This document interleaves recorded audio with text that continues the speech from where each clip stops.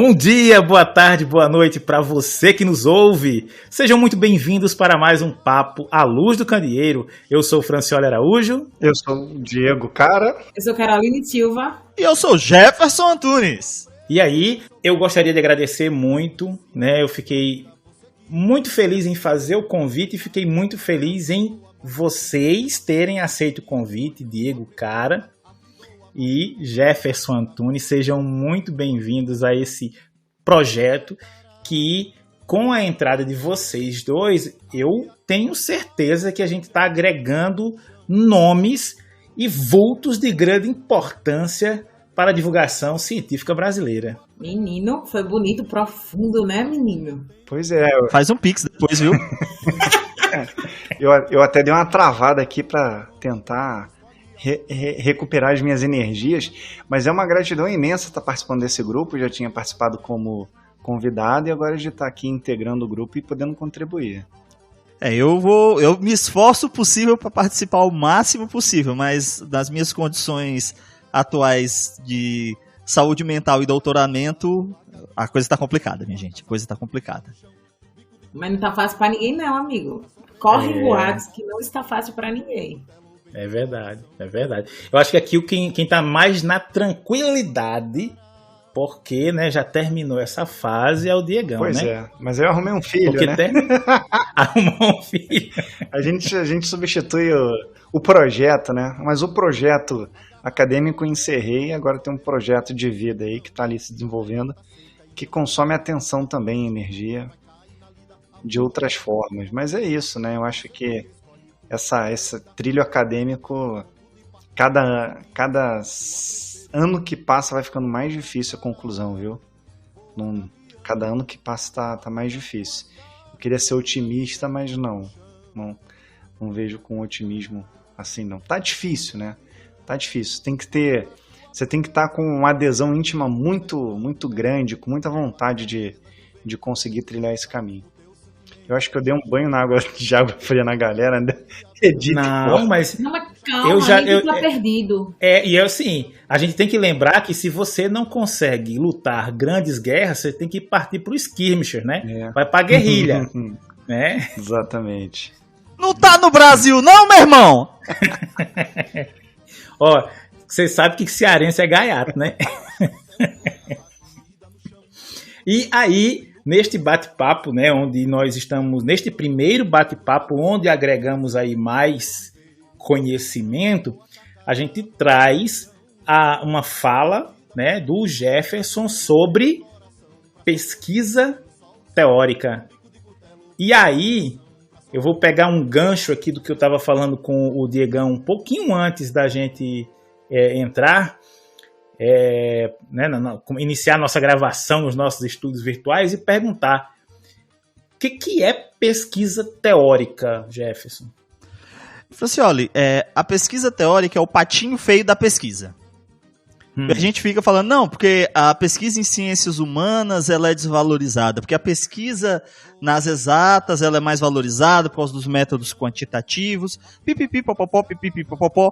Mas, na verdade, a grande pesquisa que é desvalorizada é a pesquisa teórica, que é a pesquisa que vai trabalhar com dados secundários, né? As fontes primárias são aquelas que não têm um tratamento científico, como vídeos no YouTube, por exemplo, cartas de batismo, cartas de comunicação entre pessoas. Essas são as fontes primárias que nós utilizamos muitas vezes na pesquisa documental. A pesquisa teórica é aquela que vai tratar de material que já tem tratamento científico. É aquela pesquisa que vai se debruçar sobre a produção científica de um determinado campo que já foi realizada, está sendo desenvolvida. Aproveitando aí que vocês eu não sei, né? Eu não sei se a Carol tem dúvidas sobre o assunto, se o Diegão tem dúvidas sobre o assunto. Eu tenho. Mas calma. Cadê a vinheta desse troço? Já passou, mulher. E foi. Já. Vinheta, pô. Eu até anotei aqui, ó. Vinheta, abertura, apresentação, vinheta. Que a Carol tem que chamar a vinheta, pô. Ah, tá. Pois não, tem que ter minha voz chamando a vinheta. Tá certo. Esqueceu. Beleza. Não, mas olha só, o assunto é muito interessante e eu tô aqui para aprender, não só para tirar dúvidas, né? Porque a gente tira dúvidas quando a gente conhece muito bem o assunto. No caso, eu venho para aprender mesmo. Eu também Você deu um nó no meu cérebro. Eu também tô nessa aí de um grande aprendizado, né? Tem até as perguntas para fazer aí pro Jefferson. Mas vamos lá. Vamos começar. Quer dizer, já começamos, né? Vamos continuar.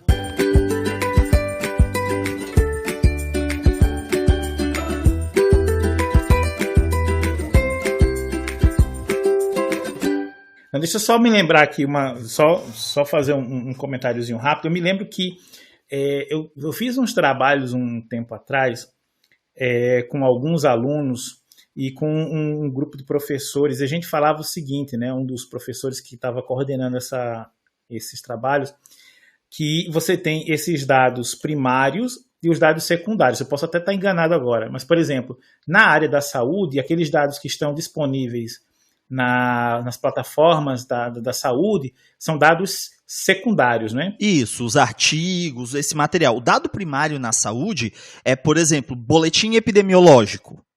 Na verdade, boletim epidemiológico nem é, porque passa por um tratamento estatístico, então tem um tratamento científico de toda forma. O meu entendimento seria o próprio DataSUS, né? Você entra lá, aí você clica nas variáveis e baixa uma planilhona e trabalha com ela. Isso. Entendi.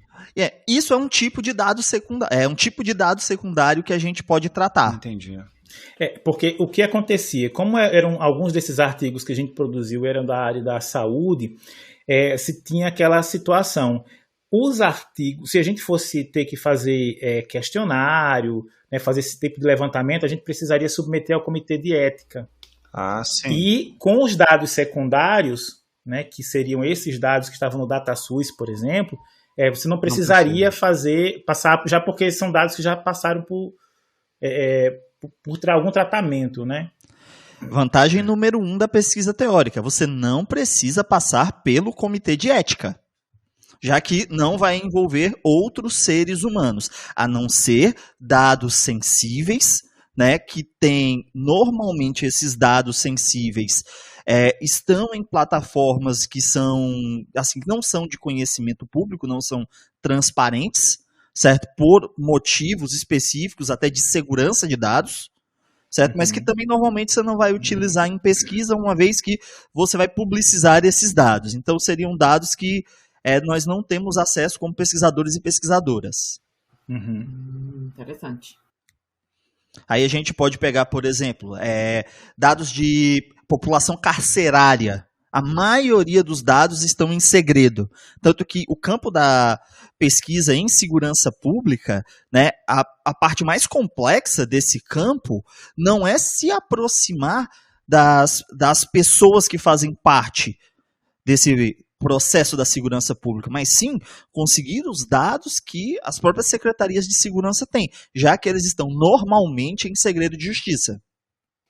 Interessante. Uau. Pesado, né? Eu nem imaginava. É um campo de atuação que para mim, assim, como eu sou da área de biológicas, apesar de ter muita questão de saúde carcerária e tal, é um campo de estudo que para mim sempre foi muito distante, né? A gente ter essa preocupação. Na biologia vocês acabam fazendo muita pesquisa experimental, né? A minha área é basicamente experimental, é muito laboratório, equipamento, bactéria, fungo, acabo ficando distante de seres humanos. A minha é com minério, então você nem... A gente, né, Diego, também, que você também faz, você também trabalhou com essa parte de minério, né? Então os seres humanos, bem distantes. Só ali para pedir um favor ou para arrumar um problema. Né? Que horror, pessoal, que é isso? Estamos só começando, vocês já estão aí. Então, vantagem número 2, você não vai tratar com seres humanos. É verdade aí. Para quem não curte muito essa interação aí, mas eu fico imaginando, por exemplo, eu tive um grupo de orientação aqui na faculdade que eu trabalho, que fez o levantamento dos dados do DataSUS. Isso é um trabalho bem interessante sobre sífilis, né? E a preocupação nossa que a gente tinha era, no meio de uma pandemia, como a gente vai conseguir fazer pesquisa se acessar outros seres humanos está tão difícil, né? Por razões óbvias. E aí a gente tomou essa decisão de pegar os dados no DataSUS teve esse aspecto positivo de não passar por entrevista, e aí facilita muito a vida, porque também não tem que coletar os dados, não tem que tabular os dados, que também é uma parte dessa pesquisa que demanda muito tempo. Então, sai um trabalho bem interessante e bem mais econômico em termos de tempo. Vocês não sentiram falta, não, da questão? Porque acho que já se tem um certo costume, né? Então, a gente sente falta, mas era o que dava para ser feito, entendeu? Dentro da nossa realidade, era o que dava para ser feito, né? É claro que, por exemplo, quando você está trabalhando quando viram-se índices, né? 73% dos companheiros não fazem um tratamento para sífilis. Tá, mas por que não está fazendo, né? Aí a gente gostaria de entender um pouco mais esse ser humano. Porque ele não tem acesso, porque o antibiótico é caro, porque ele tem vergonha de dizer que está com uma doença venérea, né? Fere a masculinidade dele. O que está acontecendo, né? Ou às vezes não sabe porque o boletim veio da mulher e ela ficou com vergonha de falar para o marido porque achou alguma coisa. Enfim, por que esses parceiros não estão fazendo o medicamento? A gente não consegue ter acesso, essa pergunta ela não consegue ser respondida, então a gente sente falta. Eu sinto muita falta, claro, eu gostaria muito de fazer uma pesquisa de campo, mas não deu. Então a gente trabalhou com esse tipo de pesquisa, que tem um valor muito grande, na minha opinião tem um valor muito grande. Foi a primeira vez até que eu trabalhei com esse tipo de trabalho teórico, então eu consegui ver o valor disso, né? A gente que está muito ali no laboratório, a gente às vezes até acaba esquecendo, ou pelo menos ficando escondido na gente, a importância desse tipo de reflexão, desse tipo de trabalho, de ter pessoas olhando por essa perspectiva. Se a gente for pensar nessa discussão sobre pesquisa teórica, eu vou elencar aqui 4 citações que nos ajudam a entender a função e a importância da pesquisa teórica. O Wagner e Berger tem um trabalho de 1995, onde vai culminar na ideia de que a pesquisa teórica ela investiga o progresso da ciência. Então, ela quer saber como a ciência se desenvolve. Já Collins, Joseph e Belaczek, que eu acho que é russa, vai falar sobre identificar as bases teóricas. Então, dentro desse desenvolvimento, quais são os padrões teóricos? Quais são as teorias mais aceitas e mais utilizadas dentro de um determinado campo de pesquisa? McMahon e McFarland vão dizer o quê? É um trabalho curatorial que transforma substancialmente as comunidades de pesquisa que pretendem resumir. Então, entende, né, a pesquisa como parte de uma comunidade de pesquisadores e pesquisadoras que constroem conhecimento, e o trabalho da pesquisa teórica é fazer uma curadoria desse material que possa servir para o quê? Resumir o estado da arte para as pessoas que estão iniciando nesse campo de pesquisa possam compreender quais são as principais teorias, os principais autores, o que é interessante ser lido. E por fim, Nazi Colo, ela vai dizer o quê? A interpretação de artigos de revisão pode definir uma agenda para o futuro de temas acadêmicos. E aí ela está falando do quê? Do progresso da ciência, mas na questão de quê? De planejamento de pesquisa. A pesquisa teórica nos auxilia a ver o estado atual e planejar, né, o caminho que nós pretendemos como uma comunidade de pesquisadores e pesquisadoras seguir para alcançar os nossos objetivos dentro do campo da construção do conhecimento. Então, a pesquisa teórica está ligada, é claro, não só a esses 4 elementos que eu trouxe aqui, né, mas também ao quê? A entendermos o trabalho que nós fazemos na academia. Então, Jefferson, com essa fala, é basicamente o que, eu não sei se todos os casos são assim, mas deveriam ser. A maioria de nós, experimentais, acho que todo mundo aqui, né, está aqui hoje, exceto o Jefferson. Não, o Jefferson também é experimental. Também. Ele é experimental teórico, né? A gente tem que correr primeiro para a teoria, né? Não tem como fugir. Acho que a gente nega o processo de que a gente precisa da teoria para fazer o experimento. E a gente negligencia isso, mas nós precisamos ser um pouco teórico. Existem uns que gostam mais, outros menos. Eu não sei se os demais concordarão comigo, mas, por exemplo, é uma coisa que acontece muito na área de mineração. As principais revistas, essas revistas com os maiores fatores de impacto, você vê poucos artigos de revisão. E algumas vezes esses artigos de revisão, eles são encomendados, né? Então, você é um pesquisador de grande renome e aí a revista convida você a fazer um artigo de revisão. Ou seja, da parte de experimental, a revisão, esse processo teórico, ele é pouco valorizado. E tanto que, durante o processo de formação, de forma bem geral, eu não vejo as orientações voltadas para esse tipo de pesquisa, né? Ou seja, ser uma primeira pesquisa do tipo, você está iniciando agora o seu doutorado, você vai buscar, você sabe qual é o tema do seu trabalho, então a primeira coisa, o primeiro artigo que você vai produzir é um artigo de revisão e fazer um artigo de revisão muito bem feito, né? Muito bem elaborado. Era uma coisa assim que eu vi muito na obra do Fatih Rabashi, que é considerado, eu considero, né, assim, o papa da hidrometalurgia.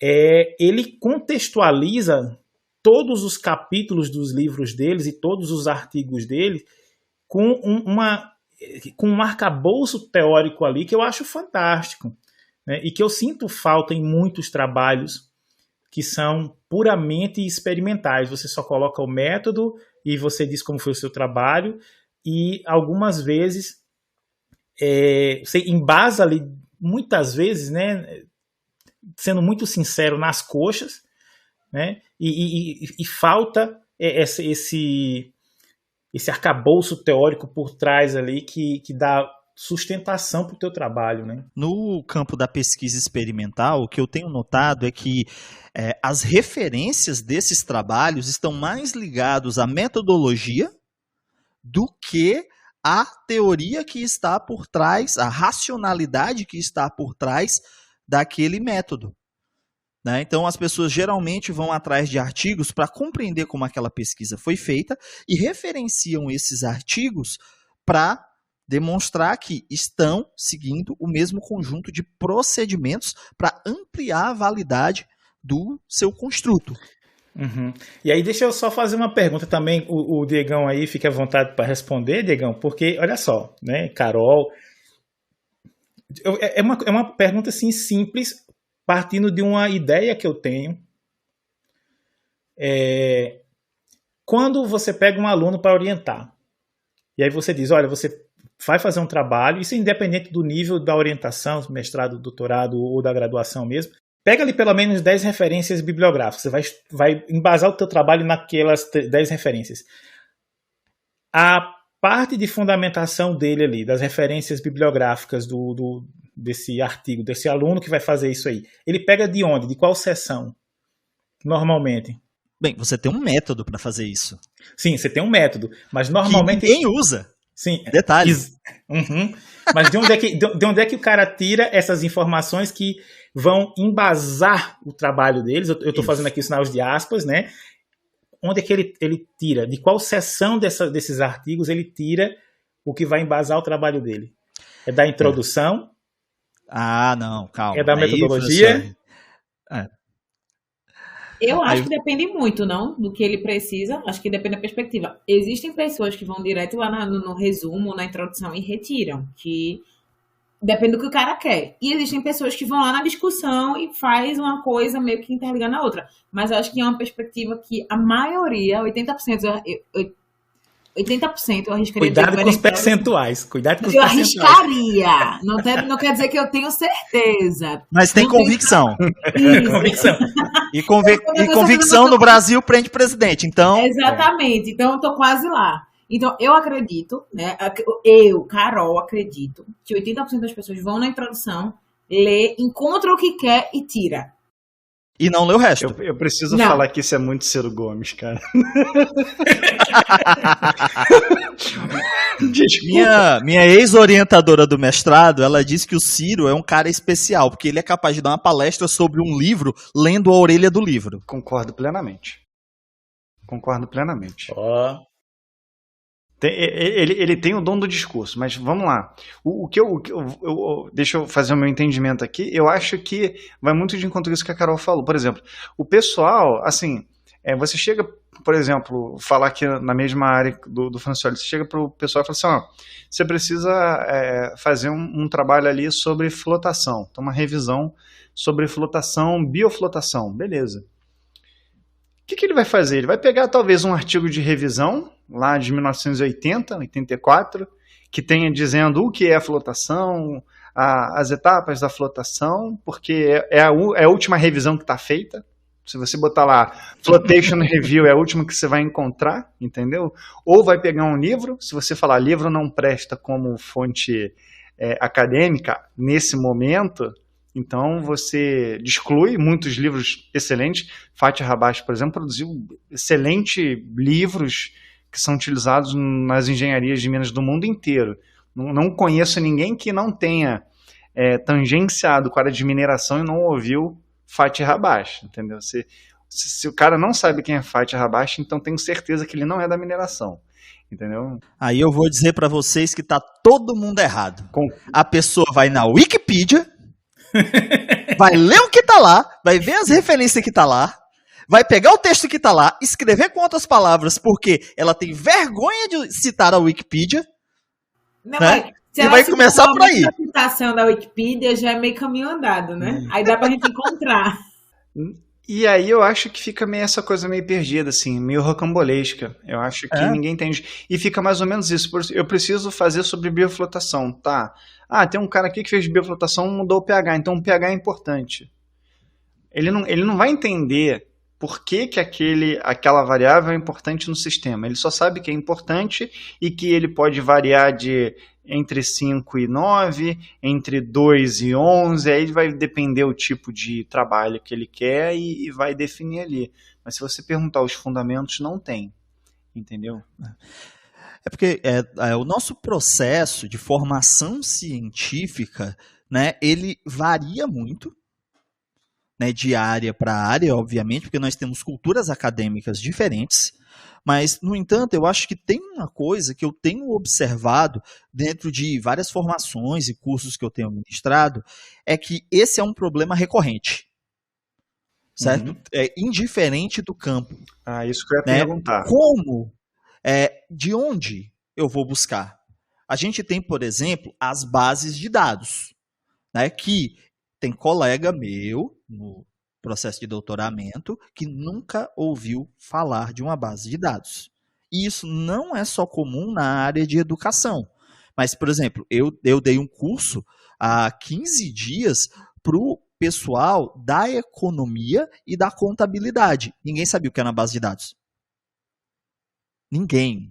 De uma turma de quase 40 pessoas. O pessoal ficou encantado, maravilhado. Uma base de dados, ela vai reunir uma série de periódicos científicos. Então, o Francioli diz, vai lá pesquisar sobre flotação, eu quero texto de revista acadêmica. Tu vai de revista em revista, de periódico em periódico, procurar de um por um. Você pode fazer isso. Mas não vai não, viu? Vai não, amador. Não, mas olha, eu estou colocando que a pessoa é justa e honesta. Ela vive no mundo, é a estudante do mundo ideal. Tá ali, né? Mas o que acontece? Isso é perda de tempo também. Porque a gente tem as bases de dados que elas reúnem diversos periódicos. E cada uma das bases de dados vai ter, é claro, uma maior ou menor especificidade. Por exemplo, PubMed. PubMed é uma base de dados do campo da saúde, que inclusive nem tem muita coisa da educação física, que eu acho que eles não consideram educação física campo da saúde, mas eu não vou discutir isso. Certo? Aí você tem, por exemplo, a Web of Science. A gente fala, por exemplo, de fator de impacto, publicação de alto impacto. Esse termo alto impacto, ele vem da Web of Science. Eles têm o JCR, que é o Journal Citation Report, que é quem vai criar essa métrica, esse indicador bibliométrico que explicita se um periódico é ou não, né, de alto impacto, e todos os de alto impacto estão na Web of Science, certo? Ela é uma base de dados, mas ela é multidisciplinar, certo? Ela tem, na minha última contagem, 224 áreas do conhecimento, certo? E lá, mais de 20 mil periódicos. Então, em vez de você pesquisar periódico por periódico, você escolhe uma base. Já facilita 90% do seu trabalho. Porque você vai, em vez de pesquisar numa revista, é basicamente como se você pesquisasse na banca de jornal. Certo? A gente fazendo aí essa troca. Então, as bases de dados nos ajudam a encontrar. E aí, é ideal que você conheça bases de dados que são específicas da área. Por exemplo, para mim, tem o Tesauros da Educação Brasileira, mas eu trabalho muito com Web of Science, Scopus, né, e essas outras bases. E aí vai depender de cada um da sua área. Então, pergunte para seu orientador, para sua orientadora, para o seu professor, para sua professora, mas principalmente pergunte para o pessoal da biblioteca, que essa galera sabe o que faz. E aí eu te pergunto, por exemplo, o Google Scholar, que é um buscador acadêmico, ele tem um valor ou as bases de dados ainda são mais assertivas na sua finalidade? Olha, tem uma pesquisa do Falagas que ele foi comparar Scopus, Web of Science, PubMed e Google Acadêmico, certo? E qual foi o resultado que ele encontrou? Em referência, é claro, ao Google Acadêmico. O Google Acadêmico, né, o Google Scholar, tem muita coisa. Qual é o problema dele? É porque ele pega muita coisa, tem muito ruído de informação. Então você está pesquisando lá, pensando, não, estou pesquisando livro, documento, patente, artigo. Mas aí cai um slide de uma apresentação, cai, às vezes, um banner, caem coisas aleatórias. E isso prejudica você para filtrar e encontrar esses dados. Depois eu conto uma história que eu tenho com o Google Acadêmico. Certo? Mas o grande problema do Google Acadêmico é esse, né? Você tem muito mais trabalho do que nas outras bases, mas segundo a pesquisa que o Falagas fez, a gente vai deixar na descrição a referência, né? Sim, é uma ótima base de dados, porém, vai dar muito mais trabalho para você pesquisar nela do que nas outras. Entendi. Em compensação, também ela é mais acessível, né? Porque as outras bases, normalmente, elas estão vinculadas ao portal de periódicos que requerem que você esteja com uma conta dentro de uma universidade pública, né, federal, normalmente. Acho que são poucas as universidades particulares, né, que têm acesso ao portal de periódicos. Ou, de outra forma, você vai ter que pagar por um artigo, né? Claro que a gente tem... Logicamente que não vai botar isso na gravação, né? Não se você conhecer o Sci-Hub. Então, se você conhece o Sci-Hub, você não paga, né? Não, mas eu acho que a gente vai colocar sim. Um beijo para minha musa, Alexandre Elbaquian. Uhul! Salvando vidas acadêmicas desde... Sem ela, não teria o meu doutorado. Só isso. Mas tem que lembrar também o seguinte, como o Jefferson falou, se a gente tem uma quantidade muito grande de pessoas, né? Mas muito grande, que de determinadas áreas, mais especificamente, que não conhecem os portais, essas pessoas com certeza também não conhecerão o Sci-Hub, né? O que é isso? Né? Aí eu entro no seguinte, eu acho que quem chegou no Sci-Hub já percorreu esse caminho.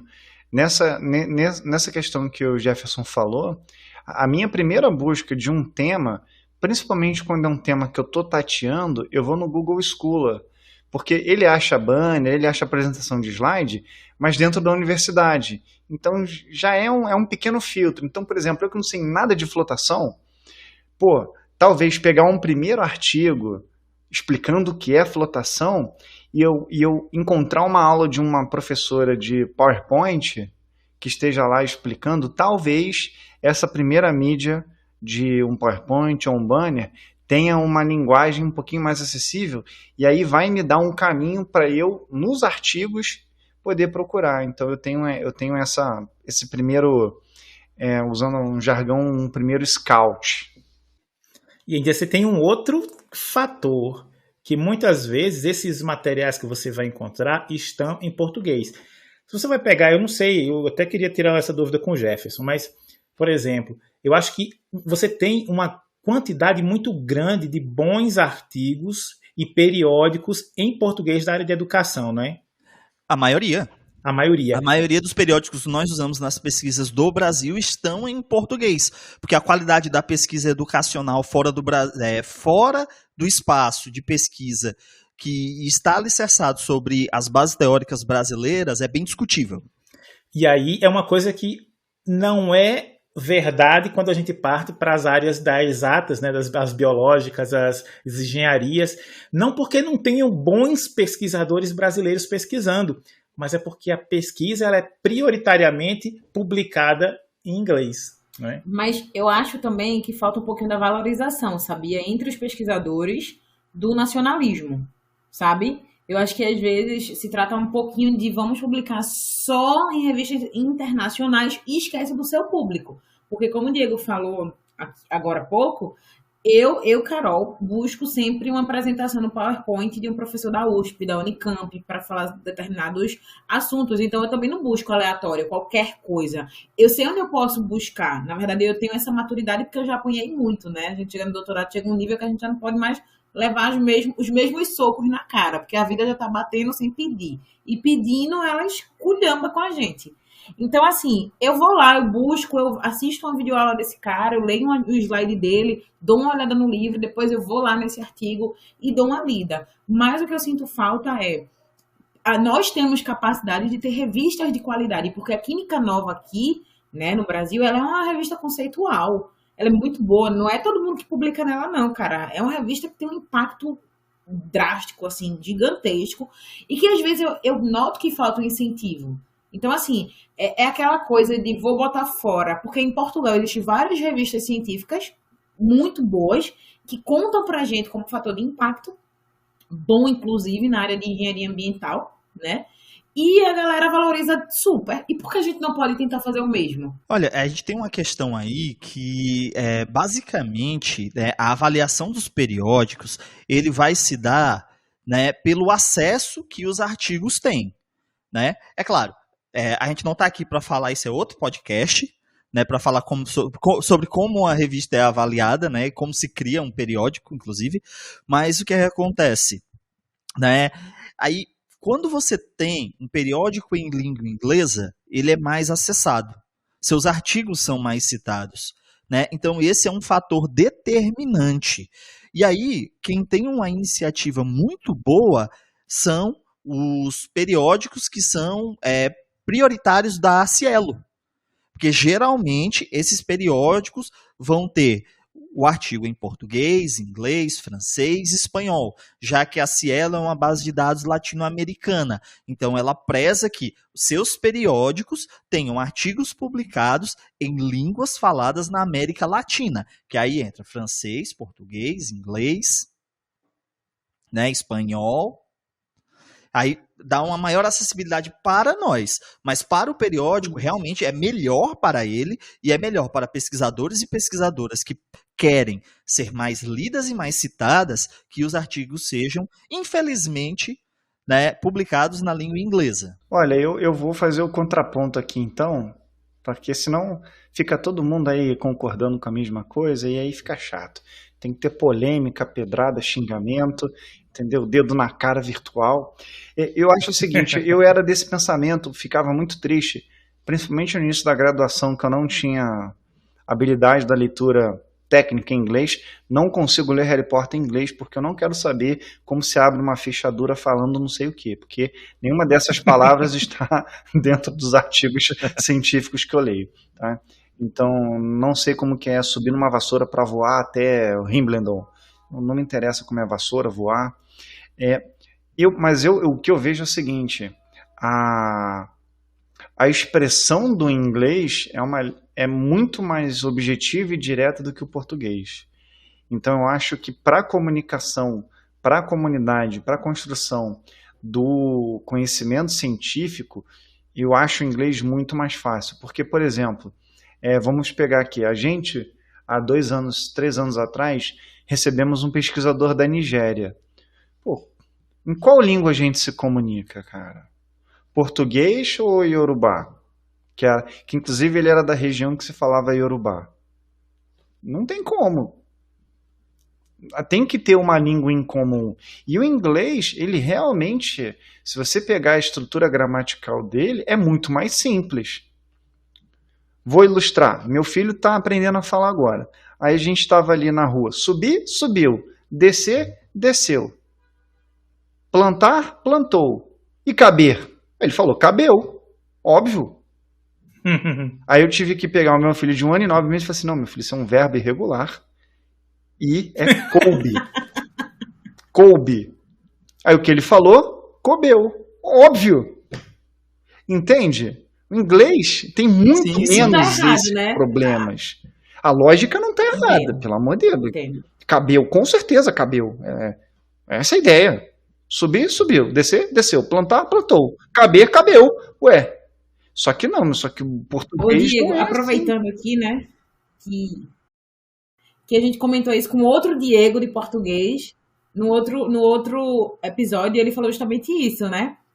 Tipo, a gente precisa identificar, porque o português ele nos dá brechas que a língua inglesa não permite, e a língua inglesa Exatamente. torna mais acessível. Então, Exatamente. eu concordo, mas assim, eu fico Agora, o que eu aí, espero mais. vamos lá. Eu espero mais. Então eu apresentei o problema, fiz o contraponto. O que eu acho que a gente deveria, que aí a gente volta para o tema do podcast. Talvez se a gente valorizasse as pesquisas de revisão bibliográfica, sistemática e publicadas em português, para a gente poder ter uma fonte confiável na nossa língua para o público, aí sim eu acho que a gente estaria o melhor do mundo, entendeu?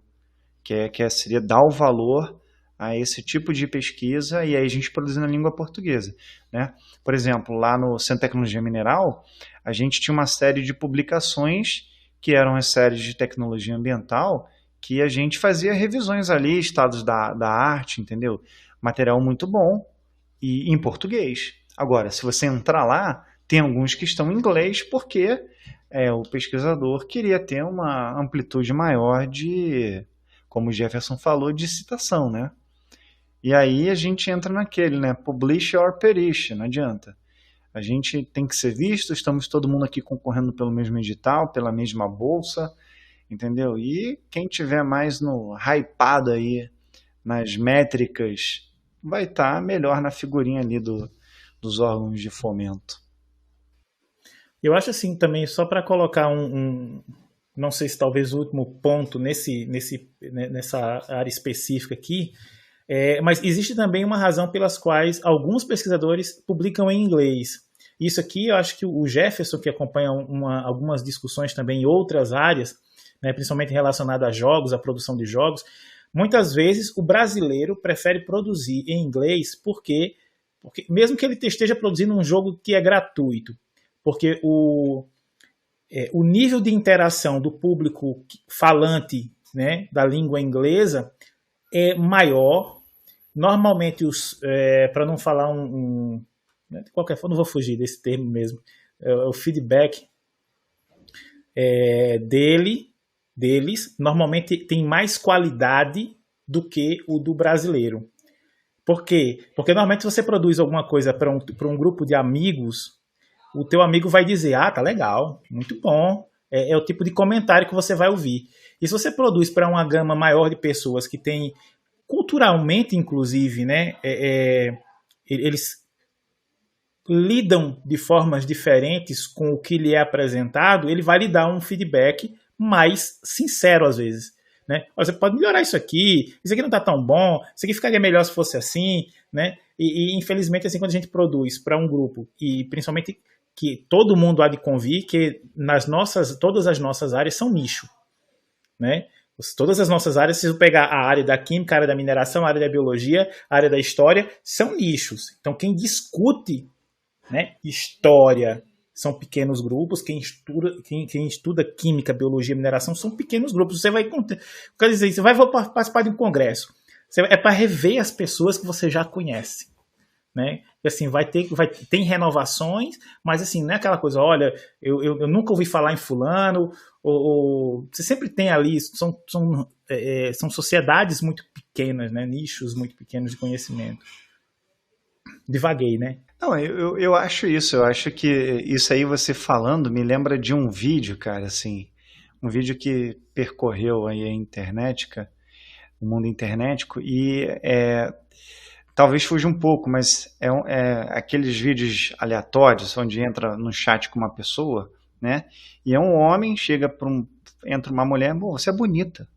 E entra um cara, pô, você é bonito. E aí faz isso para um cara brasileiro, pô, você é bonito. E o cara responde, pô, tu é viado? Entendeu? Então, assim, você faz um elogio para um cara lá de fora, um homem fazendo para o outro, pô, o cara, pô, thank you, obrigado. E aí faz isso para um brasileiro, o brasileiro já meio armado, pô, é essa, rapaz? Então, assim, isso me lembra dessa questão do feedback. E me lembra também, como a Carol, eu sou um grande fã de procurar os professores das universidades no YouTube. Tem um vídeo do Clóvis de Barros Filho, dele falando, quando ele estava na França com o orientador dele, que eu não lembro o nome, de uma área importante, falando, né, quanto maior é a distância dos circuitos sociais, mais importante é a resposta, né? Se eu chegar para minha mãe e falar, mãe, eu sou bonita, você é lindo, perfeito. Então, quanto maior o distanciamento da pessoa, mais validade tem, né? Por isso que minha mãe falar que eu sou lindo não conta muito, é óbvio que eu sou lindo para minha mãe, né? Eu quero saber o que o Jefferson pensa, o que o Francioli pensa, o que a Carol pensa, o que a prima da Carol, que nunca me viu na vida, pensa. Então, quanto mais distante dos circuitos, né, dos círculos sociais, a gente tem uma chance maior de ter uma resposta mais sincera, né? Bem, mas vamos lá. A gente está falando aqui sobre pesquisa teórica, sobre esse universo da academia, mas se a gente retomar para o campo da pesquisa teórica, eu quero falar de 4 métodos que são os tidos como mais utilizados no campo da pesquisa teórica, certo? Então vamos lá. Para começar, eu acho que é um método que a maioria das pessoas, e aí, seja no campo da pesquisa teórica, seja no campo da pesquisa experimental, já deveria ter utilizado, que é a revisão narrativa da literatura, certo? Então, quando você vai fazer o seu estudo, que aí você tem que apresentar os conceitos, porque a função da parte de revisão de literatura do seu artigo, que é do campo empírico, ela tem uma função. A função dela é informar ao seu leitor, à sua leitora, né, quais são os fundamentos que essas pessoas precisam compreender para entender o seu estudo. Certo? E aí o que é que acontece? A revisão narrativa é o método ideal para fazer isso, porque nela você assume um viés. Eu vou falar de flotação. Então, né, o viés que eu assumo é o quê? É o meu objeto de pesquisa. Se eu estou pesquisando flotação, eu preciso que o meu leitor, que é a minha leitora, entenda o que é o conceito de flotação. Para isso, você vai recorrer, então, à revisão narrativa, que você vai construir uma linha de raciocínio para que a pessoa entenda o que você quer dizer. E essa linha de raciocínio, ela é toda preenchida com a literatura científica. É um método que vai buscar o quê? Tanto conceitos, termos que devem ser evidenciados, mas também evidências de dados de outras pesquisas para fortalecer esse raciocínio que você vai fazer. Então, você vai pegar esses conceitos e essas categorias que estão presentes na literatura científica para construir um texto que tem começo, meio e fim, para informar o seu leitor, a sua leitora, o que é necessário para ela. E aí é um método que não é sistemático, porque ela assume o viés do quê? Eu preciso explicar isso aqui. Então eu vou utilizar o que está à minha mão. Certo? Seria o mais comum. A maioria das pessoas já devem ter feito isso, mas nunca utilizou o método da análise narrativa, o método da revisão narrativa. Certo? Porque é muito pouco falado sobre os métodos da pesquisa teórica e se estuda muito pouco metodologia científica em geral. Meu comentário sobre isso é o seguinte, foi o que a minha sobrinha está fazendo medicina na UFBA. E ela falou assim, pelo amor de Deus, professor de metodologia científica, ensinem método científico e não as regras da ABNT. Metodologia científica não é margem superior, margem inferior, espaçamento, fonte, tá? Isso aí você explica em uma aula. Você Eu não sei o que o pessoal leva um semestre. Tu manda a porcaria de um modelinho feito no Word e acabou, tá resolvido. E bola pra frente. A dificuldade maior é em saber usar um computador e não a norma da ABNT. É saber usar um editor de texto. Exatamente. O problema está entre o teclado e a cadeira. Exatamente. Mas aí... Certo? É você saber usar a ferramenta. Sim, claro. Microsoft Word, LibreOffice. Com certeza. Que, por sinal, abri um parênteses, fiz o meu mestrado e doutorado em LibreOffice. Obrigado, comunidade livre. E aí, eu sinto falta disso. Quando eu fui trabalhar com metodologia científica, a primeira coisa que eu ensinei foi acessar as bases de dados, fazer uma revisão sistemática. Aí eu usei, no caso da saúde, eu escolhi ensinar o Prisma. Tem o Prisma, tem o Cochrane, tem um outro. Eu falei, vou pegar o Prisma aqui porque é o que eu me dou bem. Ensinei o Prisma para eles, ensinei a utilizar o Zotero como gestor de referência. Ensinei o Zotero, bom, por quê? Porque é um que eu uso, que eu gosto, eu sempre usei, funcionou no mestrado, doutorado, pós-doutorado, e aí para mim dá certo. Falei que existem outros, tem o Mendeley, tem o EndNote, tem o JabRef, enfim. Faz na mão se quiser. Faz na mão se quiser. Tem gente que prefere fazer tabelinha no Excel, como o amigo meu Daniel, ele coloca as referências no Excel. Enfim, deixei livre para o pessoal, mas mostrei a ferramenta, mostrei como se faz uma revisão, lemos um artigo de revisão sistemática para poder dizendo, ele fez isso, separou os critérios e tal, e depois eu deixei o pessoal ir seguindo aí nas pesquisas, né? Então foi o que eu tentei fazer, e teve uma aula sobre a ABNT, as regrinhas da ABNT, né? Margem, não sei o que, folha de rosto, essas coisas que, se não tiver, reclamam também, né? Porque o outro professor ensinou e você não, então... Mais um semestre não dá, né, Jefferson? Não dá, cara. Olha, eu vou dizer sério mesmo, assim, na minha experiência é coisa para uma aula. É uma aula para ensinar a referenciar, porque afinal tem 8.000 tipos de referência, né? Ainda. E hoje que nós temos mais tipos de fontes e documentos, né? Então nós temos que aprender a referenciar em vários tipos. Mas basicamente o que eu passo? Eu passo uma lista de exemplos com todos os exemplos possíveis. Ó, pessoal, se você quiser fazer uma citação de um vídeo do YouTube, você vai usar isso, vai fazer a referência desse jeito. Você cita assim e referencia assim. Está lá no manual. A pessoa já entende que, quando eu for utilizar, é só eu dar um Ctrl F, escrever YouTube, que já vai para a página onde está o modelo de referência, eu só faço igual. Pronto, é só Mas isso. Você pode usar o Mendeley também, que te ajuda, meio que meio andado. Não, eu ainda tô falando para fazer difícil. Desculpa, sorry. Não é nem para fazer fácil, Carol. Porque se fosse para fazer fácil, você usa um gestor aí de referência e pronto. Zotero. Você clica aqui, ok, já está lá a referência posta. Exatamente. Você nem digita, você só clica. E Jefferson? Não, justamente, vamos estar facilitando a vida, vamos estar... A função do computador é facilitar a nossa vida. Se tiver dificultando sua vida, eu jogo fora. A minha pergunta não tem nenhum viés. Dá para citar podcast? Dá sim. Pode citar podcast. Bacana. Inclusive, eu acho que o Francioli já deve começar a partir desse episódio colocando o modelo de referência do episódio. Por favor. Tá falado. Está falado. Perfeito. Pronto. Vamos colocar. Porque no Cielo tem isso, né? Você tem um botãozinho ali, como citar este artigo. Isso. Para vocês terem uma ideia de como o negócio é fácil. Você tá no Cielo, como citar esse artigo. Aí você seleciona com o mouse, Ctrl C. Tem gente que não sabe. Aí você abre um bloco de notas, porque senão quando você copiar no Word vai sair vermelho. Mas e o Ctrl Shift V, que você tira ali a formatação, esquece. Não, aí você já tá pedindo demais. Olha. Vai, Jefferson, segue o barco. O que é que a gente tem depois? Vamos lá. Aí, nesses tempos de pandemia, tem se falado muito do quê? De meta-análise. Meta-análise é um método sistemático, portanto, ele não admite um viés claro. Basicamente, o que é uma meta-análise? É a análise das análises. Né? Você vai tentar construir a partir de um corpus de pesquisa que ele é todo similar. O que é o corpus? Vou explicar, o tio vai explicar de forma fácil. É um monte de texto. Tem um monte de arquivo de texto, é o corpus. Certo?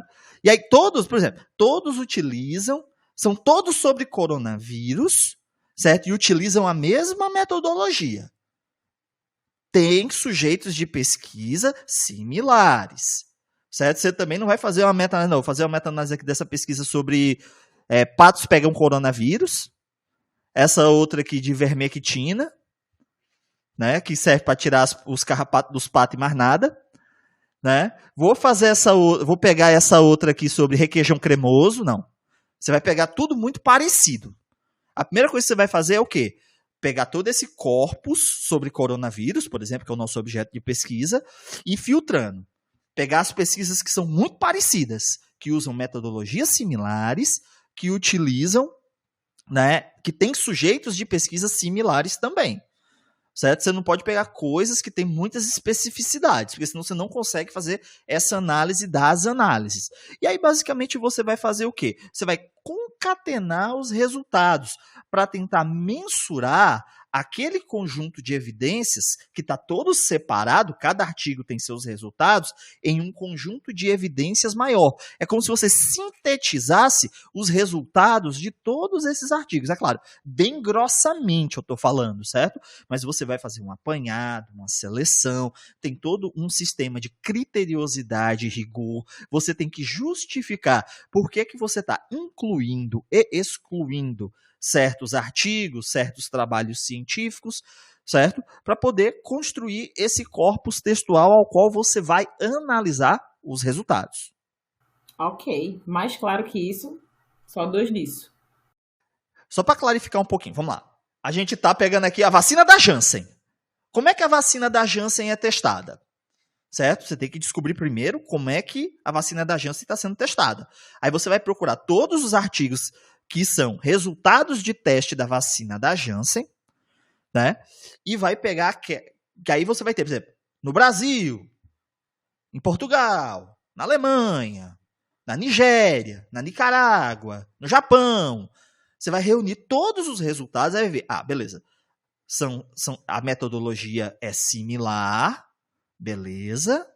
Depois, sujeitos de pesquisa, no caso seres humanos, ok, similar também. Então, esses artigos aqui, que tem a similaridade metodológica, a similaridade do objeto de pesquisa, que no caso é a vacina da Janssen, e a similaridade metodológica, você junta tudo, é como se fosse, você está tentando fazer, aí eu vou explicar bem grossamente de novo, um artigo só, sintetizando todos aqueles artigos, como se você tivesse, assim, eu estou fazendo aspas, no podcast não dá para ver, mas eu estou fazendo aspas, juro. Certo? Como se você tivesse feito uma pesquisa com todos os artigos. Certo? É basicamente isso a meta-análise. Aí, é claro, nós temos vários critérios, várias regras para fazer meta-análise, tem padrão, tem instrumento. Aqui a gente não vai falar isso hoje, porque senão o podcast ia ficar 14 horas. Certo? Ia virar uma mistura de xadrez verbal com MDM, mas dá para entender, né? E qual seria a da revisão integrativa? Que também é até uma revisão que a gente ouve, eu acho que tanto quanto revisão sistemática. Sim, sim. Muita gente confunde a revisão integrativa com a sistemática. Basicamente, o que é a revisão integrativa, que também é um método sistemático, que ela se propõe, certo? Ela vai partir de uma pergunta de pesquisa, que você quer contribuir com essa pergunta de pesquisa, certo? Então, eu vou pegar aqui, por exemplo, uma intersecção entre duas áreas. Vamos pensar, por exemplo, as pesquisas sobre educação financeira. Lembra que a gente está trabalhando com pesquisa teórica. Então, o nosso objeto são as pesquisas que são realizadas. Qual é a ligação que tem da educação financeira com o campo da educação? Já que educação financeira é um campo interdisciplinar do conhecimento que reúne conhecimentos em economia, contabilidade e educação. Então, a partir disso, eu vou buscar as pesquisas que foram feitas do campo da educação financeira e eu vou cruzar. Vou tentar descobrir o que é que tem de pesquisa educacional dentro das pesquisas de educação financeira, para tentar contribuir com a minha pergunta de pesquisa, que é justamente, saber a relação entre, né, no caso pode ser o meu objetivo de pesquisa, né, analisar a relação entre os estudos de educação financeira e a pesquisa educacional. E aí eu vou tentar contribuir com esse campo, certo? Então, a revisão integrativa, que ela é muito utilizada no campo da saúde, inclusive, não vou nem dizer no campo da saúde, eu vou dizer na enfermagem. O pessoal da enfermagem faz muita pesquisa teórica e de excelente qualidade. Não é à toa que as revistas de índice H brasileiras, das 10 primeiras colocações que estão referenciadas no Google Acadêmico, 8 são de enfermagem. 8 são da área de saúde, mas as pesquisas são feitas por pessoas da enfermagem. Certo? Então, ela é muito utilizada nessa ideia de que a revisão ajuda a responder um problema de pesquisa e se insere ali também a possibilidade de atuar criticamente dentro da revisão desse conteúdo.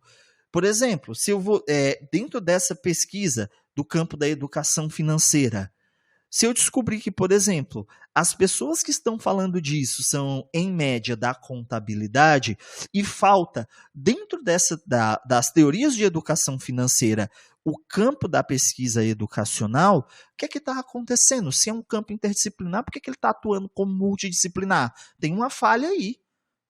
Certo? Então a gente consegue descobrir mais sobre o desenvolvimento da ciência num campo específico. Apoio, viu? E você pensando que pesquisa teórica não serve pra nada, hein, Carol? Eu não pensei isso não, deixa disso, viu? De forma alguma. Mas, cara, é pouco falado. O pessoal fala pouco de metodologia, de método. Eu vou dizer que, assim, até o meio do doutorado eu achava que isso era baboseira, assim, que era coisa de gente preguiçosa que não quer ir pro laboratório. Mas é porque a gente tem uma construção de visão errada da própria construção da ciência, sabia? Porque eu pelo menos, né, sempre vejo a ciência não como como um produto do intelecto humano, mas como um produto das experiências, né, quase fenomenológico. Então eu vou lá, eu experimentei isso, então eu consigo fazer uma inferência, beleza, isso é ciência. E a gente esquece disso, de que a produção de conhecimento, produção científica, ela também está em outros lugares que não só no nosso laboratório. Mas é engraçado porque isso depende muito de quem, pelo menos no doutorado, ou qualquer coisa que a gente esteja fazendo na graduação, no mestrado, de quem nos orienta, né? Porque apesar do meu orientador ele trabalhar no campo experimental, ele é muito teórico, cara.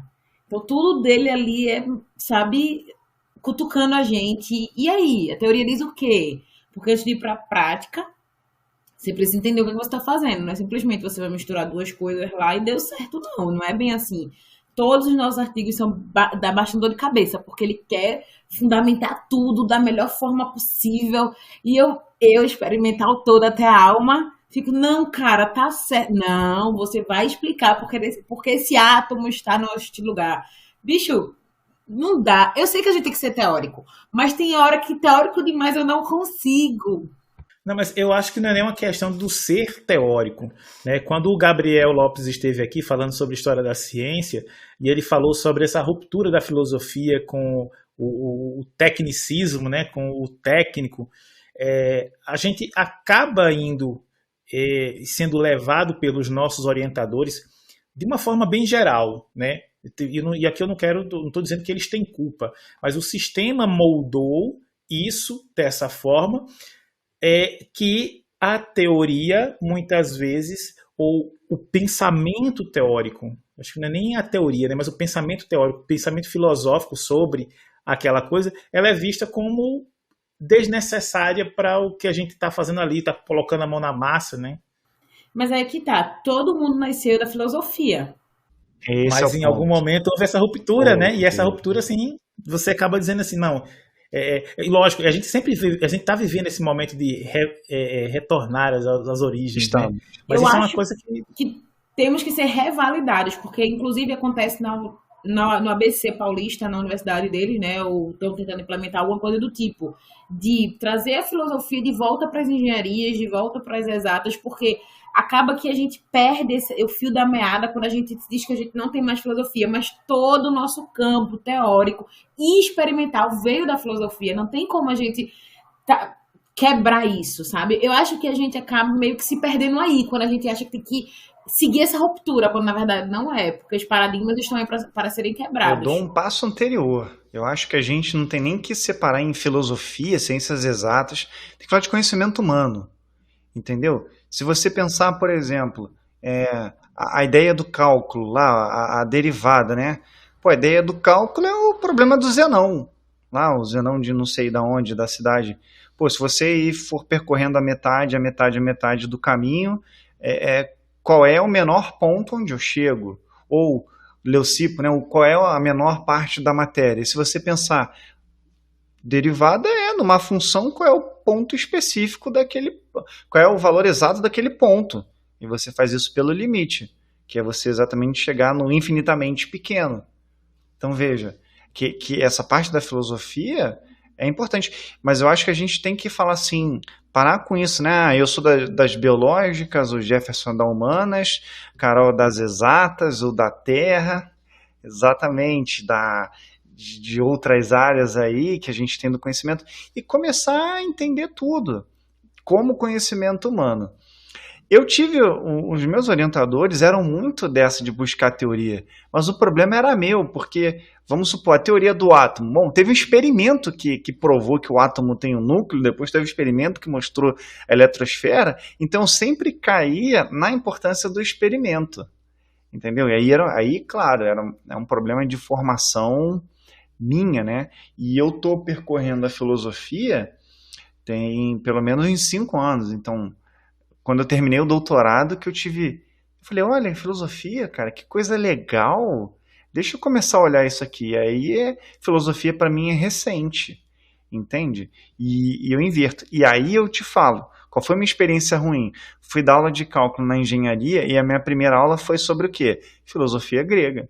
Sobre eu pergunto o que é o infinitamente pequeno e o que é o infinitamente grande, né? E depois a gente pode chegar lá na teoria acho que é do Cântaro ou do Galois, não lembro, dos infinitos contáveis e não contáveis. Isso é lindo.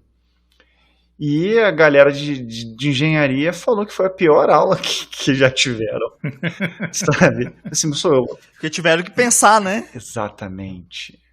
Entendeu? E por quê? E por que eu dei essa aula? Porque a minha primeira aula de cálculo foi receber uma tabela de derivadas e eu olhava para a derivada, olhava para... Aí a professora falou assim, essas derivadas se parecem com qual? Você parece com a 22. Ah, então você faz o quê? Aí você vai lá e fazia o que estava escrito ali no XY para os números e chegava no resultado. Mas eu queria saber qual que era a filosofia por trás, entendeu? Pô, eu sempre me encantei, né? Como que o indivíduo pensa aquilo que ele pensou, que seja uma ideia, que seja um experimento, né? Eu gosto muito por exemplo, de ler biografia para tentar entender a natureza do indivíduo, para ver se na história dele revela algum insight, sabe? E eu me encanto por isso. Muito profundo para mim essas coisas ainda não tô nesse... É que você não terminou o doutorado, calma. Vai chegar. Sabe?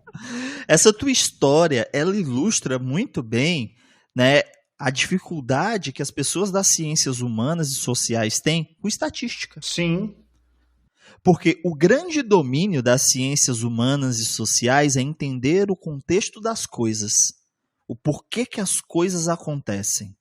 E quando um professor diz lá que você tem que fazer essa distribuição de frequência de números abstratos numa tabela abstrata que nada representa, ela não tem contexto. E a gente que está acostumado a fazer uma grande pesquisa sobre o contexto das coisas para entender como elas são, a gente não consegue operar, porque não entende a materialidade daquele conjunto de números abstratos que estão postos. Essa é a grande dificuldade que as pessoas das ciências humanas e sociais têm, né, com o campo da estatística. Foi por isso que eu fui pagar estatística na agronomia. E eu acho que aí daí é super válido a importância do que o Diegão falou sobre essa história de você ter que pensar tudo como ciência humana, Parar de colocar em caixinhas e gavetas, é. Porque senão você cria traumas, cara. Sabe? Quantas pessoas de história não entram num curso de. Você fala ali, pô, estatística. Não, eu sou péssimo nisso, entendeu?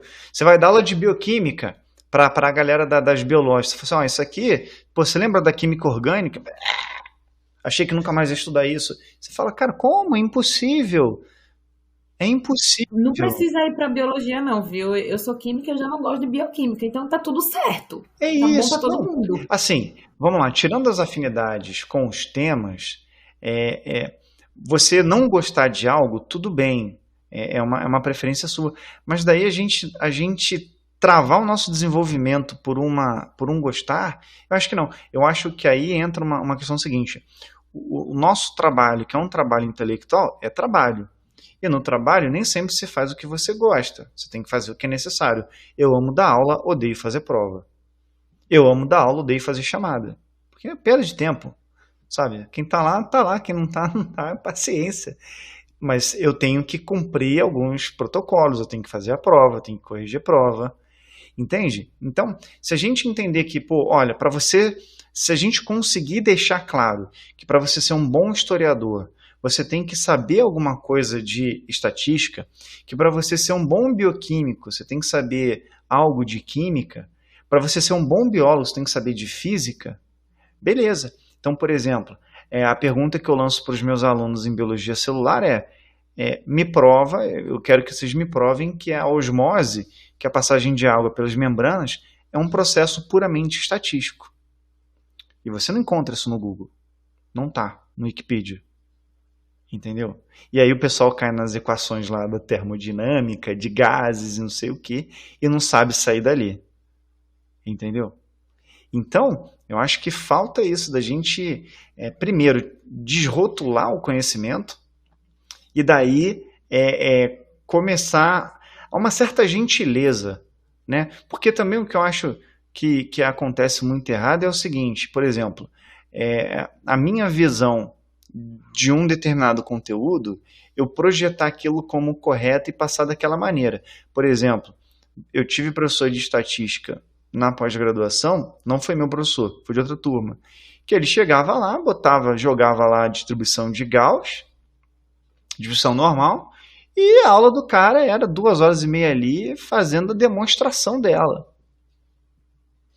E o cara que chega ali e não tem uma formação matemática, não sabe nem, eu, por exemplo, não sei nem como se faz demonstração, axioma, lema, teorema, não sei o que, essas nomenclaturas todas da lógica matemática.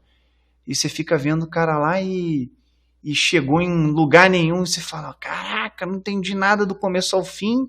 E isso vai para onde? Pô, é horrível, cara, horrível. Mas por quê? Porque na visão da formação dele, essa é a forma correta de estatística. Bem, pessoal, se vocês quiserem um podcast sobre epistemologia, bota aí nos comentários, viu? Que a gente pode discutir mais sobre esse tema. Mas vamos falar da revisão sistemática, então, para a gente fechar os 4 métodos básicos da pesquisa teórica. Revisão sistemática talvez seja digamos assim, a mais complexa de todas, né? Porque ela é quem vai tanto por ser um método sistemático, mas também por ser mais abrangente. Enquanto na revisão integrativa nós buscamos responder, aliás, colaborar com a pergunta de pesquisa, na revisão sistemática, né, o objetivo é acompanhar o percurso da construção do conhecimento, também apresentando novas lacunas, novos problemas de pesquisa e direcionamentos para o esclarecimento de questões que são importantes para o campo estudado. Então, eu não vou fazer uma revisão integrativa sobre o conceito de flotação, porque eu não tenho uma pergunta de pesquisa, mas eu vou fazer uma revisão sistemática do conceito de flotação, porque eu quero saber basicamente o quê? Como esse conceito de flotação se desenvolveu dentro da história da ciência.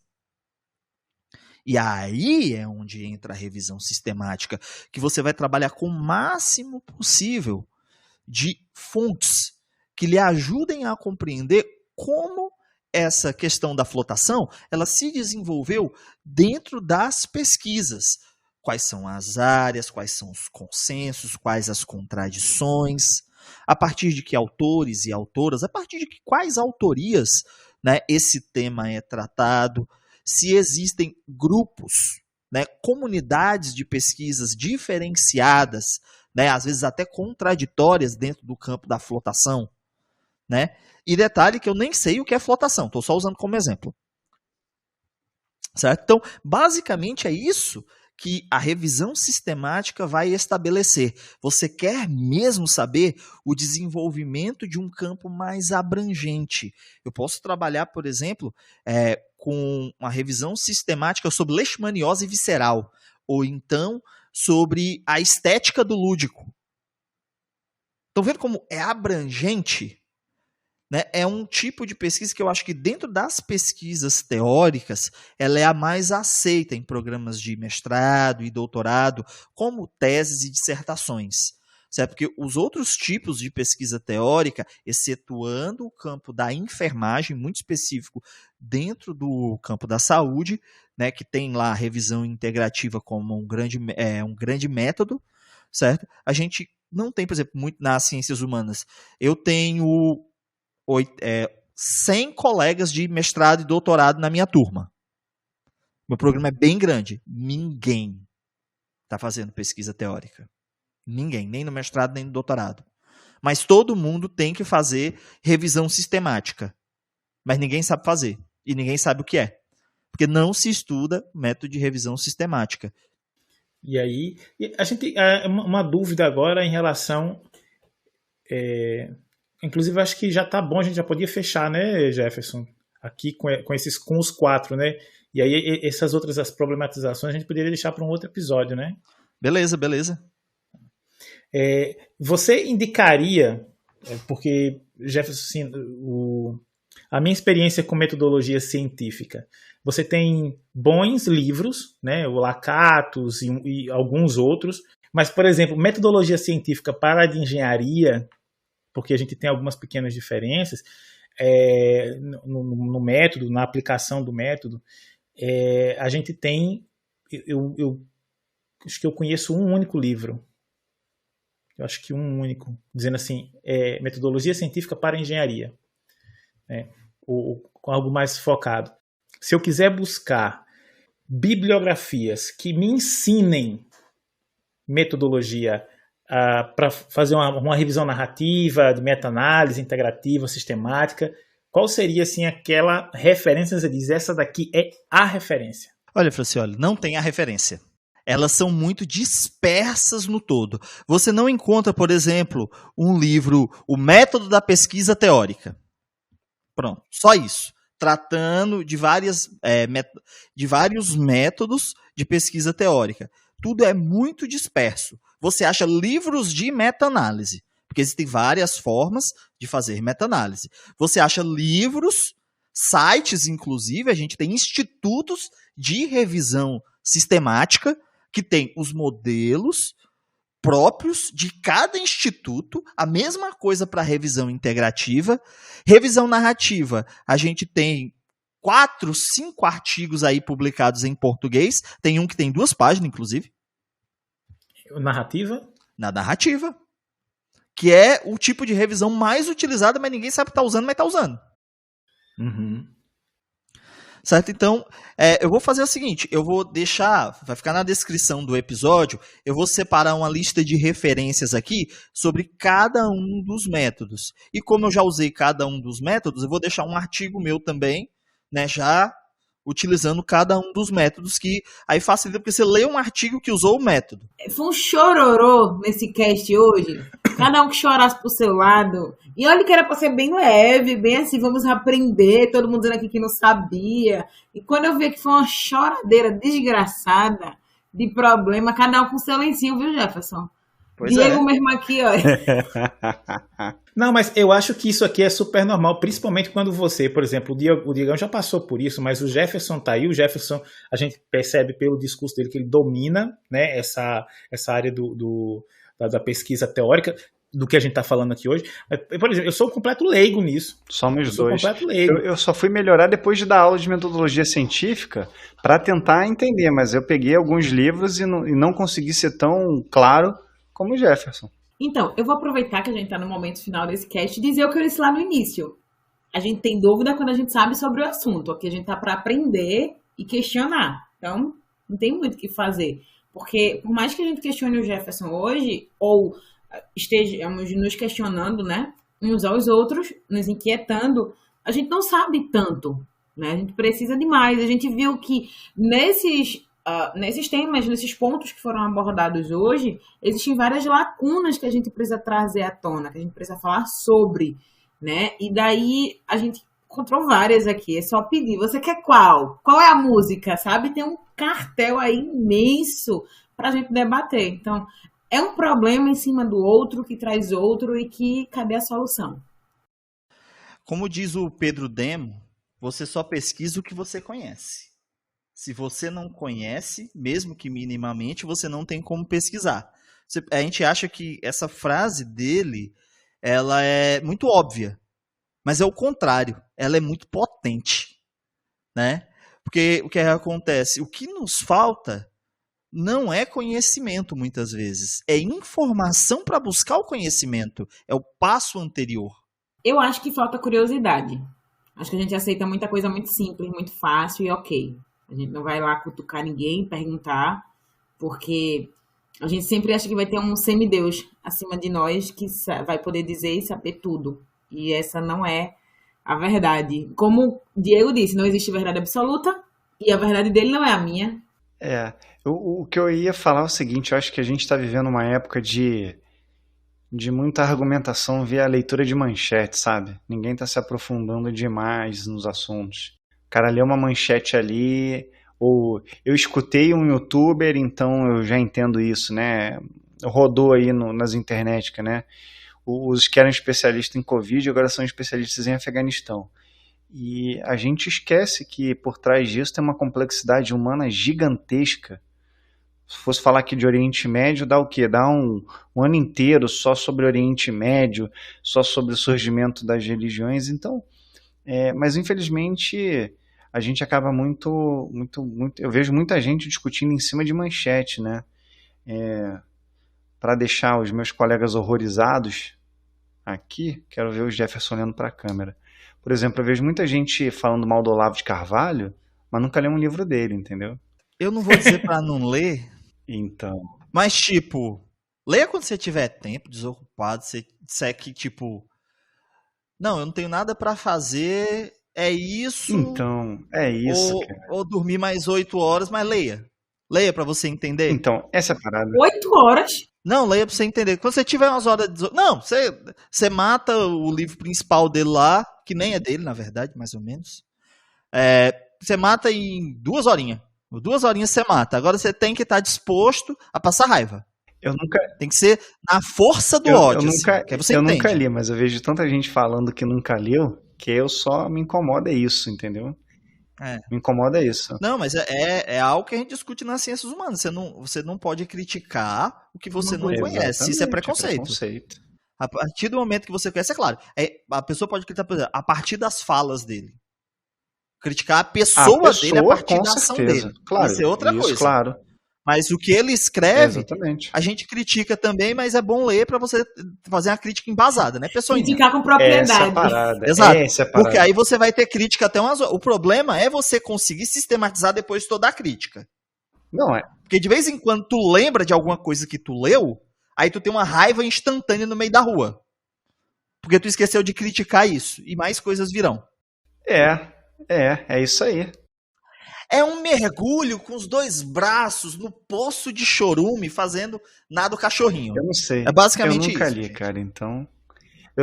Eu não falo porque eu não tenho propriedade, então... Eu só incomodo. Eu aprendi que porque eu não tenho propriedade eu não posso falar. Não é o meu local de fala. Eu sou aquela criancinha que tá vendo o incêndio pegar fogo e tá rindo assim, fazendo selfie, sabe? Aquele memezinho.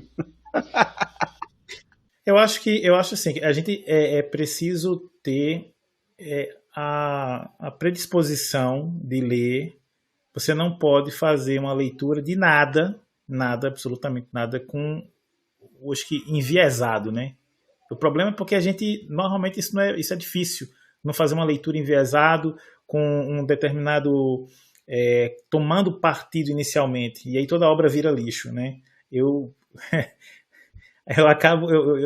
ainda defendo a questão do separar a obra de autor, né? Se a obra for boa e ela for construtiva, às vezes eu consigo fazer essa separação da obra do autor. É polêmico. Esse é o problema. Você é uma pessoa evoluída, Francioli.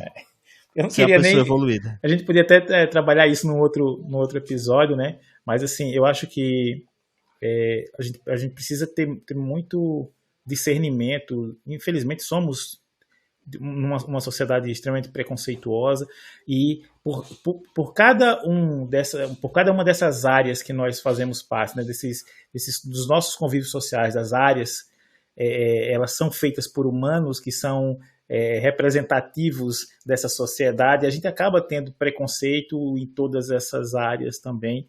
Então, fico imaginando aqui que somos levados a falhar, etc, etc. Mas, assim, eu acho que a gente precisa procurar evoluir, né? Evoluir como seres humanos, né? Pensar em coisas boas. E como é a proposta aqui do nosso podcast, das nossas iniciativas, é justamente isso, né? É tentar mostrar as informações sem enviesamento, com método, né? A gente sempre tendo esse cuidado de não é nada absoluto, nós o que falamos, mesmo, principalmente baseados na ciência, não é absoluto, está sempre ali passível de revisões, mas a gente não pode ser preconceituoso, porque senão a gente já começa a fazer a pesquisa errada, né? E aí, queria agradecer a todos, né? Foi fantástico hoje. É claro que com 4 mentes inquietas, né? A gente vai ter sempre episódios aí um pouco mais com debates, a gente não vai conseguir finalizar a pauta, né? Isso é difícil, mas isso também é bom. Queria dizer, né, deixar aí para os nossos ouvintes que os nossos conteúdos já estão indo para o YouTube também, então nosso podcast. Muito obrigado, Jefferson, pelo trabalho que você fez lá, excelente, cara, fazendo aquelas coisas lá no After Effects, naquelas paradas todas lá que deixou, assim, tá fantástico, tá muito legal de escutar ali através do YouTube. Meninos, sejam muito bem-vindos, né? Vai ser muito massa, porque a gente tem bastante o que falar, né? E eu o que gritar, porque quando eu me exalto eu grito, todo mundo bem tranquilo, eu tenho que gritar no meio de vocês. Mas o meu recadinho é que dia 9 teremos a nossa live, abrindo Setembro Amarelo. A Adriana, psicóloga, vai estar conosco lá no Instagram. Então, dia 9 de setembro, às 9 horas, olha, tudo 09. Então, se fosse vocês, eu não perdi. É um portal aí que vai se abrir e a gente vai estar entrando todo mundo para melhorar nossa saúde mental, até porque terapia é vida. E nos próximos casts estaremos divulgando mais e mais e mais novidades, porque é o que não falta nesse cast. Então foi um prazer, muito massa estar com vocês. Até a próxima. E se você também estiver aí ouvindo esse cast no início da semana, no dia 8/9, na quarta-feira, o Jefferson vai ministrar uma oficina chamada Desenvolvimento Temático e Ciência da Informação, uma abordagem usando o R. E aí me perguntaram, mas o que é o R? O R é um software, né? Um software basicamente é um software estatístico que permite programação e a manipulação de um conjunto de dados que nós utilizamos em pesquisa. Detalhe que eu sou um historiador que também sabe um pouquinho de estatística, então dá para colar. Então, já que dá para colar, cola nas nossas redes sociais, porque o link para a oficina vai estar disponível lá nas nossas redes sociais também. Então é isso. Diegão, Jabá? É isso, queria agradecer a presença aqui. O Guerrilha Acadêmica tá em cessar-fogo. Lá tá em pausa, né? Então deixa para outro dia. Então é isso aí, gente. Valeu, muito obrigado. Até o próximo episódio. Tchau, tchau. Tchau, tchau. Valeu!